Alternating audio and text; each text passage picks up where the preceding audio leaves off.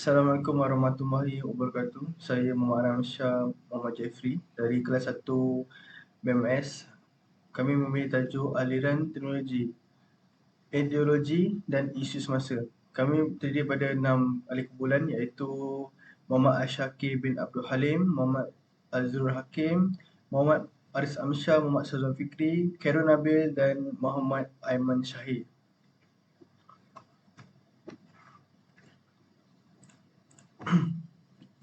Apakah ideologi? Ideologi adalah cara atau kandungan ciri pemikiran individu, kumpulan atau budaya. Terdapat 8 ideologi: Baca moden, sekularisme, orientalisme, modernisme, Drawisme, komunisme, relativisme, liberalisme. Serangan ideologi barat terhadap pemikiran ialah sekularisme. Fahaman yang memisahkan urusan keduniaan dan urusan keagamaan. Ciri-ciri adalah menolak secara mutlak kewujudan Allah atau beriman kepadanya, menolak adanya hubungan antara kehidupan manusia di dunia dengan keimanan kepada Allah. Kehidupan di dunia bergantung sepenuhnya kepada ilmu dan penelitian yang diawasi akal, bukannya wahyu dan permohonan agama. Menyebabkan fahaman kebebasan berakhlak serta meruntuhkan nilai-nilai mulia dalam institusi keluarga. Merugi kebenaran agama Islam, kenabian Nabi Muhammad SAW dan ayat-ayat dalam kitab suci Allah. Menghayati ajaran Islam cukup dengan amalan kerohanian sahaja. Undang-undang Islam diubah sesuai daripada Undang-Undang Rahman. Tamadun Islam tidak sesuai dengan tamadun kini sambil menyifatkan Undang-Undang Islam sebagai ketenangan zaman. Merendah-rendahkan tamadun Islam sambil membesarkan unsur-unsur negatif dalam masyarakat Islam. Ciri-ciri utama sekularisme terdapat 3, iaitu kekecewaan alam semula jadi, menghilangkan, melupuskan makna sesuatu kepercayaan daripada alam kehidupan, penyekutuan daripada politik, menghilangkan unsur-unsur keagamaan di dalam politik daripada hal hewan manusia. Yang ketiga, penyasucian daripada nilai, menghilangkan unsur-unsur penyucian nilai agama daripada minda dan tingkah laku manusia. Semua dari sudut terminologi terdapat 3, iaitu yang pertama,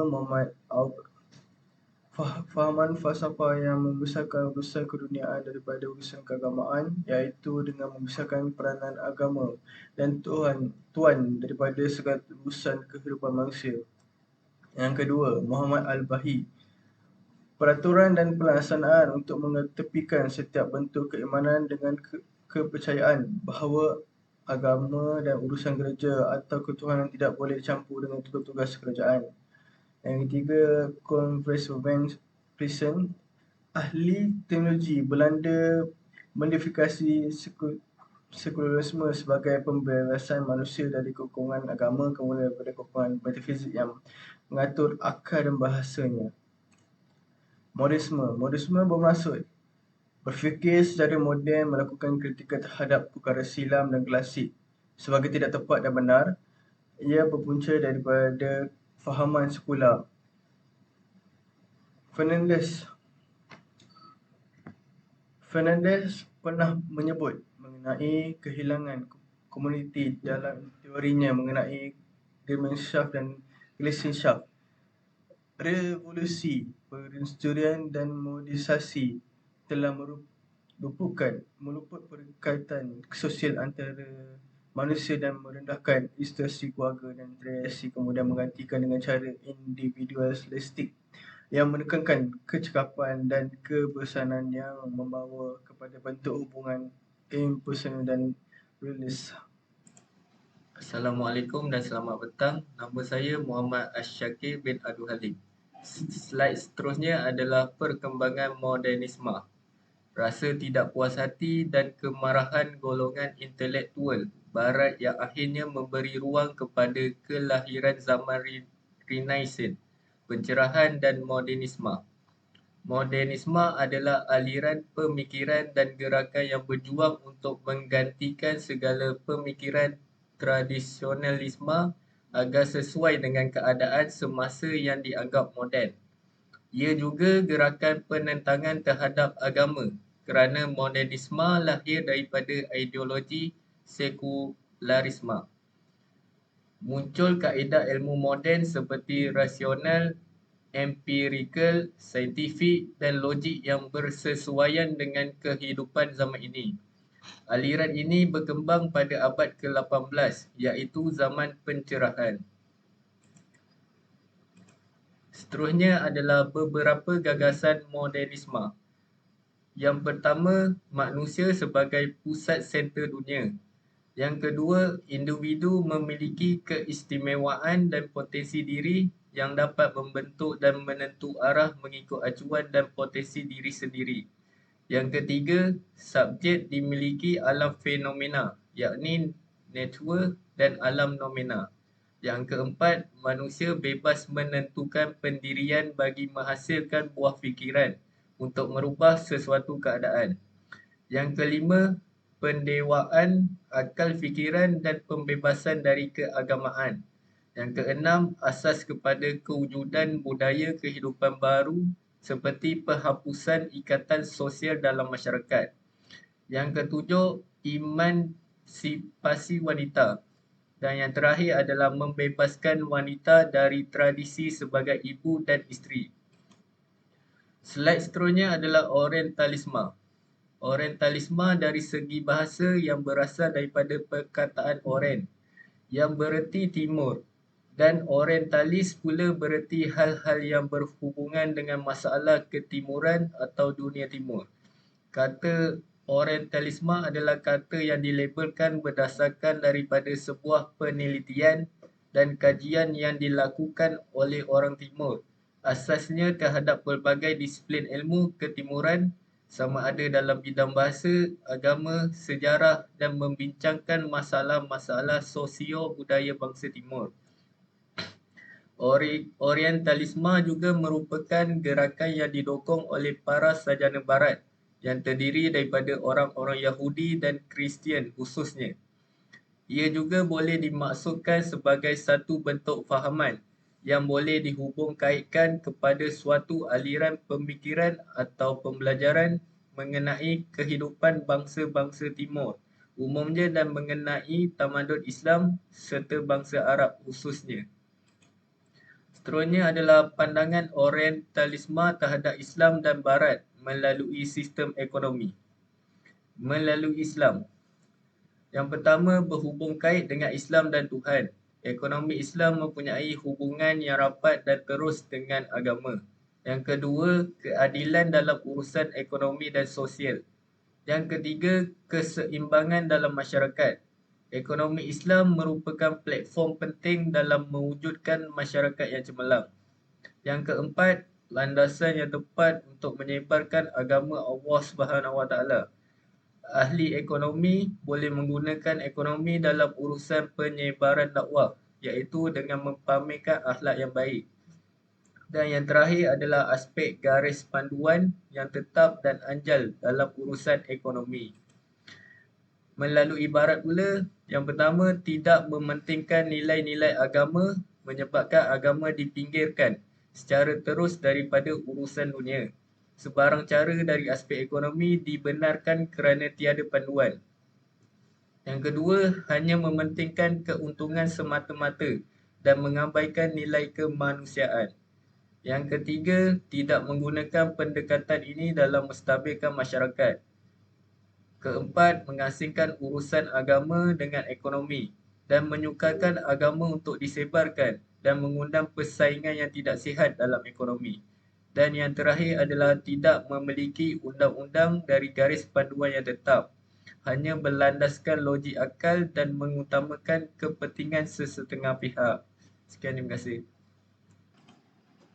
Assalamualaikum dan selamat petang. Nama saya Muhammad Zulfikri bin Muhammad Yahya. Pasca moden. Fahaman yang bersifat anti agama dan anti Tuhan kerana ia merupakan lanjutan dan edisi baru kepada fahaman sekularisme barat moden. Pahaman pasca-modernisme menafikan semua bentuk kebenaran mutlak menurut Zakaria Stapa 1999. Ciri utama: penolakan naratif besar dan penafian kebenaran. Kematian subjek, penafian terhadap realiti. Pasca-modernisme. Pasca-modernisme boleh dilihat dalam kerangka epistemologi fahaman ilmu, aksiologi fahaman tentang nilai, dan worldview pandangan tentang kehidupan. Secara ringkas, pasca-modernisme adalah penolakan terhadap grand naratif dalam rupa agama-agama besar, termasuk Islam, dengan kebenaran-kebenaran hakiki abadi, dan sekaligus berlakunya penolakan nilai-nilai mutlak, absolut, dan penekanan kepada relatifan nilai dalam semua perkara. Dalam konteks adin Islam, nilai-nilai pasca-modernisme amat berbahaya. Kan nilai-nilai Rabbani yang telah sebati dengan Islam antaranya. Nilai-nilai pasca-modernisme bertentangan dengan akidah kerana pasca-modernisme menolak rukun iman dan rukun Islam. Ia menentang nilai-nilai rohaniah yang hakiki, menolak ibadat seperti sembahyang, puasa, zakat dan sebagainya. Ia menolak nilai-nilai moral dan etika yang mutlak dalam agama. Dalam perspektif pasca-modernisme, tidak wujud nilai-nilai mutlak yang kekal dan mutlak, dan kesemua nilai boleh dirasionalkan. Ia menolak sistem hukum dan dibawa agama dalam bentuk syarikat seperti Islam. Dengan itu, manusia akan sesat tanpa panduan syariat sebagai penyelamat. Dapatlah disimpulkan bahawa pasca-modernisme adalah sejarah yang lahir daripada zaman kembangan budaya. Pasca-modernisme merupakan produk bahaya dan gaya hidup baru sebagai ia merupakan secara pemikiran dan baru tentang kehidupan manusia dan masyarakat. Dan ia merupakan zaman yang penuh dengan panik, daya yang panik, alergi yang panik. Pasca-modernisme. Ciri utama pasca-modernisme: anti-realis, permainan bahasa, menentang metanaratif, sikap tidak mengambil kisah pada kehilangan sejarah, jati diri, agama, tradisi. Aliran pasca-modernisme meliputi disiplin ilmu antropologi, psikologi, sosiologi, sejarah, politik dan lain-lain. Sebagai contoh, Thomas Kuhn mempersoalkan objektif ilmu sains dalam pemikiran moden. Ilmu sains mengandungi juga aspek bukan rasional logikal. Boleh dipengaruhi oleh faktor psikologi dan sosiologi berkaitan dengan perasaan, bukan berdasarkan logik semata-mata. Ciri-ciri pasca-modernisme: tiada kebenaran mutlak dan absolut. Ada tentang wujudnya kebenaran mutlak, suatu ilusi yang dibuat oleh sesetengah pihak untuk kuasa dan mempengaruhi manusia lain. Benar dan salah saling sinonim. Semua yang dianggap fakta hari ini boleh dinilai salah dan di kemudian hari. Pengkonsepsian diri sendiri dan rasionalisasi. Metodologi saintifik berdasarkan teori yang objektif digantikan dengan kebergantungan kepada pandangan diri sendiri. Kuasa autoriti oleh institusi tradisi seperti agama adalah palsu dan korup menyalahi. Nilaian moral yang dipandu agama atau institusi sekular disebut suatu kekangan, manakala kewujudan pihak autoriti agama dipertikaikan. Prinsip moral bersifat personal atau pribadi. Kod moral ditentukan sendiri secara pribadi oleh setiap individu tanpa dia perlu merujuk dan mengikut nilai dan peraturan tradisional. Kepentingan globalisasi dan pengantarbangsaan. Kewujudan negara bangsa yang bersempadan menghalang komunikasi antara manusia, bahkan terbukti mengakibatkan peperangan. Setiap agama mempunyai kedudukan sama benar menurut perspektif penganut masing-masing. Dakwaan kebenaran eksklusif oleh suatu agama wajar dikutuk. Hello, Assalamualaikum. Selamat petang. Nama saya Khairul Nabi Fikir Azam. Sekarang ni saya akan terangkanlah kaedah penyebarluasan pasca modernisme. Saya ada 4 kaedah lah. Kaedah pertama adalah deconstructionisme. Fenomena adalah hyperreality, reality baru, pseudo reality, visual reality. Objektif kaedah ini adalah memusnahkan reality, makna lama dan mencipta reality, makna baru. Mekanisme penyebaran adalah teknologi keganasan, dadah dan media mencipta hakikat-hakikat baru. Kaedah yang kedua adalah relativisme. Ilmu sebagai komoditi, komersialisasi universiti. Objektif adalah memusnahkan atau menyamaratakan hierarki realiti, ilmu dan nilai. Mekanisme adalah teknologi keganasan, dadah dan media menisbikan realiti, ilmu dan nilai. Kaedah ketiga adalah pluralisme agama, LGBT. Memusnahkan keunikan realiti, ilmu dan nilai dengan menerbitkan pilihan yang pelbagai. Mekanisme penyebaran adalah teknologi keganasan, dadah dan media menjadikan kerencaman sebagai semula jadi.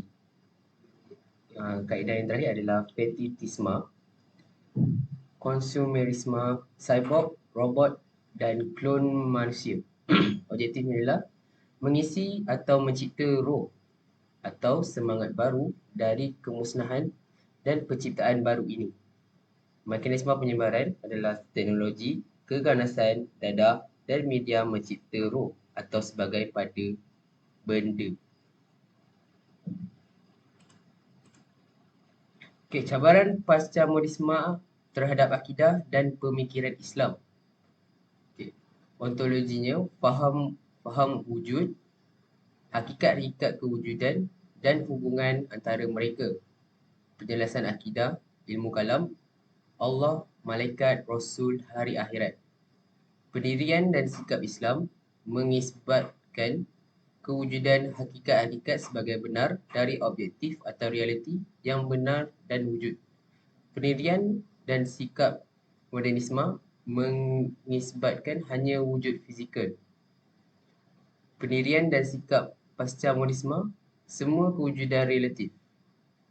Untuk epistemologi, faham ilmu, kaedah sumber dan pengesahan ilmu, pengetahuan, kitab Al-Quran, Allah dan Rasul mengisbatkan keboleh capaian dan kebenaran ilmu-ilmu melalui kaedah dan sumber di atas.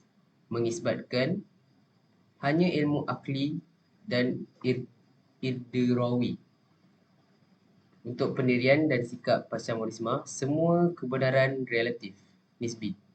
Aksiologi adalah faham nilai, prinsip-prinsip akhlak dan etika dan moral. Qada, tarikh, radak dan lusar mengisbatkan prinsip-prinsip yang tetap tentang baik dan buruk atau salah dan silap dari sudut etika dan estetika. Untuk pendirian dan sikap modernisme, tiada prinsip nilai yang tetap tetapi menurut situasi. Untuk pendirian dan sikap pasca modernisme, semua nilai relatif, nisbi, sama dengan epistemologi. Okey. Untuk Darwinisme ni adalah dalam dunia pemikiran sains, fahaman Darwin sinonim kepada hipotesis evolusi, iaitu proses dari satu spesies kepada peringkat kesempurnaan iaitu menjadi manusia. Ciri-ciri fahaman Darwin bersifat materialism, iaitu berunsurkan tanggapan yang penuh dengan keraguan, bersifat tafsiran hawa nafsu. Yang kedua adalah semua yang hidup bertukar bentuk dan fungsi dari generasi ke generasi. Yang ketiga adalah melahirkan keturunan yang mempunyai sifat-sifat baru. Kesan-kesan fahaman Darwin ini adalah yang pertama, menafikan wahyu sebagai sumber rujukan alam semesta, menafikan manusia daripada Nabi Adam AS. Yang ketiga adalah fahaman evolusi. Darwin mengatakan bahawa manusia berasal daripada mawas dan melalui proses lama sebelum menjadi manusia. Rebellisme itu adalah aliran pemikiran yang bertujuan untuk meningkatkan kebebasan yang diberi kepada individu. Ciri-ciri rebelisme ialah individu lebih penting dari masyarakat. Masyarakat wujud untuk individu. Individu bebas dari nilai-nilai agama.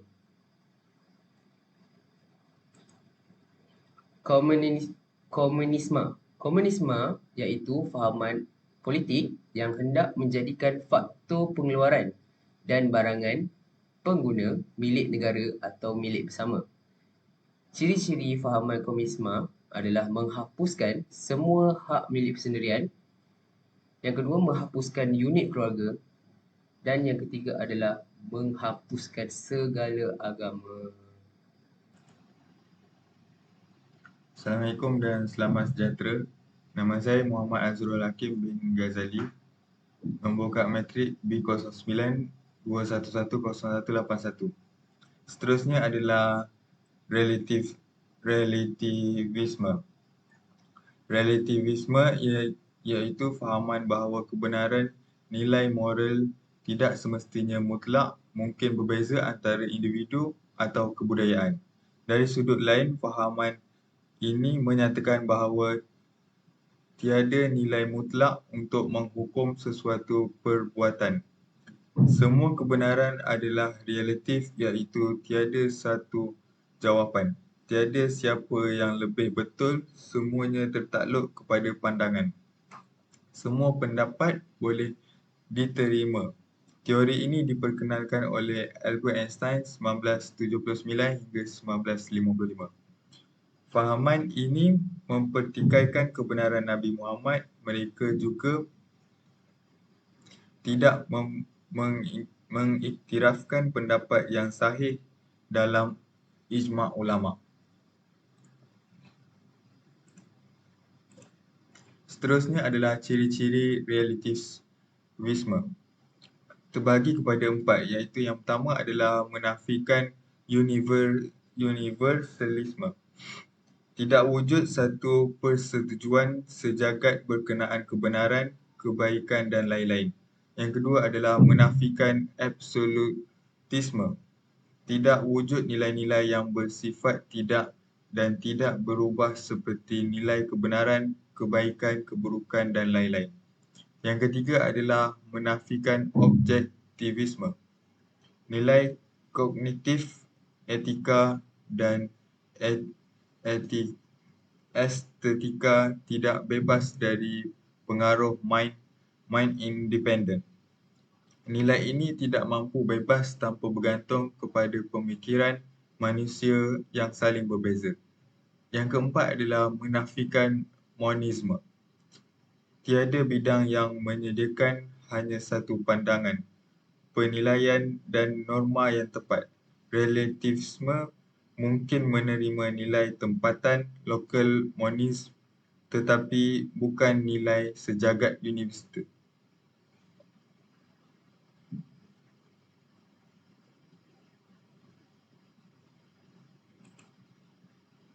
Seterusnya adalah relativisme panca moden, kehidupan tanpa hakikat dan kebenaran.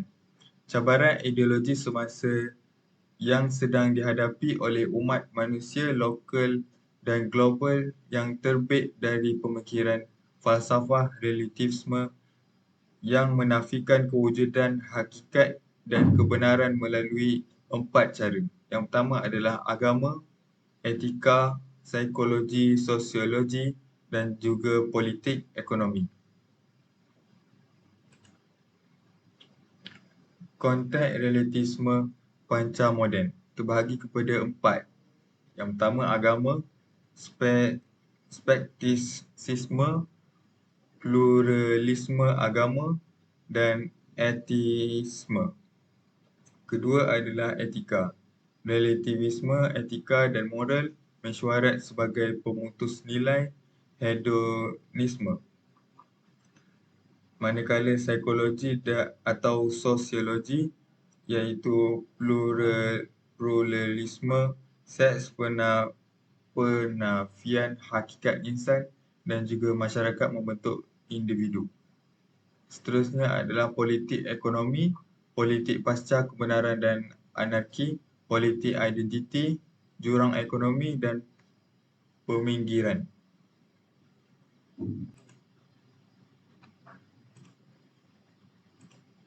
Seterusnya adalah ideologi semasa terbagi kepada 4, iaitu relativisme, pasca modernisme, cabaran masa kini dan juga modernisme.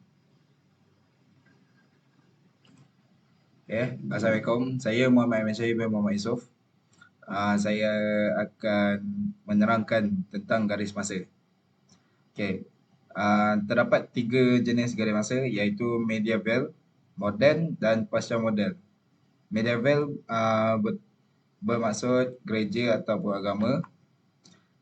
Moden, modernisme, sekularisme, humanisme, liberalisme. Pasca moden bermaksud relativisme, subjektivisme, skeptisme.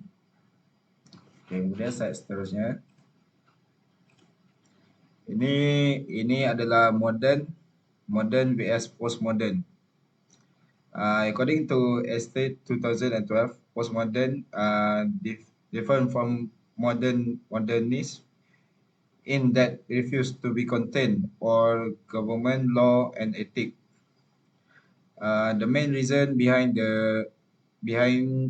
is the postmodernists are tired of tradition, wants to better in conception, art and design, free from rules and judgment. Ni anda boleh tengok antara kedua-dua ni, modern vs postmodern. Next. Postmodern, kebenaran mutlak objektif, iaitu terdiri daripada sentralisasi pertarungan kelas, konstruksi budaya, hermeneutusi budaya tinggi, hierarki industri, teori kekuatan negara, agama, legitimasi, konsensus, budaya tradisional dan continuity.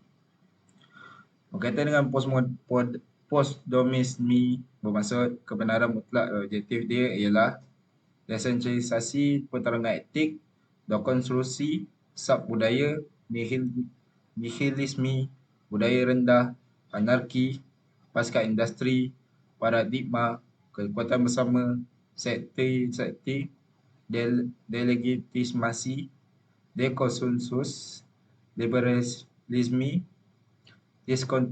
discontinuity. Seterusnya. Ini adalah cabaran ideologi relativisme pasca moden, iaitu art and culture, teknologi dan ekonomi dan politik administration. Rumusan yang boleh kita dapat daripada slide ini, ia menjelaskan cabaran sekularisme sebagai ideologi yang mengasaskan ideologi semasa. Menjelaskan ideologi relatif pasca moden yang merupakan reaksi terhadap kegagalan moderniti. Menghuraikan implikasi relativisme pasca moden dalam menafikan kebenaran dan hakikat dalam kehidupan semasa. Menanalisis jawapan agama dan tradisi terhadap cabaran ideologi. Relativis pasca moden dalam kehidupan semasa. Falsafah bermula dengan pemikiran dalam kalangan ahli falsafah, tetapi sekarang menjadi ideologi politik yang melibatkan gerakan masa yang memberi pengaruh besar kepada masyarakat, termasuk kepada mereka yang tidak berminat dengan falsafah. Kebenaran adalah berdasarkan hakikat yang tetap atau mutlak, agama, ajaran dan moral. Sekian, terima kasih daripada kumpulan kami. Assalamualaikum.